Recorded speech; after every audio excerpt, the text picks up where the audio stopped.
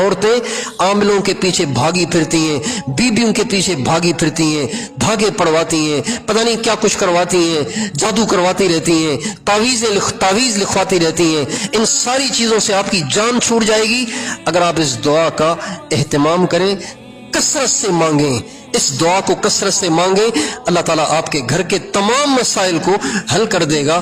اور اگر کثرت سے آپ کسی خاص تعداد کی وضاحت چاہتی ہیں تو کم از کم دن میں 100 دفعہ یہ دعا مانگا کریں. 100 دفعہ دعا یاد کر لیں.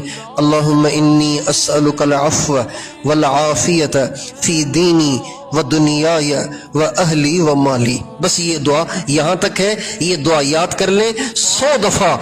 ہمیشہ زندگی کا معمول بنا لیں. خود بھی اپنی بیٹیوں کو بتا دیں، اپنے بیٹوں کو سکھا دیں، اپنے خاوند کو سکھا دیں، اپنے باپ ماں، اپنی بہو، اپنی خالہ پھوپھی سب کو سکھا دیں، ساس سسر کو سکھا دیں. زندگی کے تمام مسائل کے حل کے لیے یہ دعا اکسیر کا درجہ رکھتی ہے. اگر آپ اس کی پابندی کریں اور کثرت سے پڑھیں. یہ 100 تو میں نے کہا، آپ 300 دفعہ مانگیں اور اچھا، 500 دفعہ مانگیں اور اچھا. یہ دعا مانگتی رہیں، اللہ تعالی ہمیشہ ہر مشکل اور مصیبت سے آپ کی حفاظت کرے گا.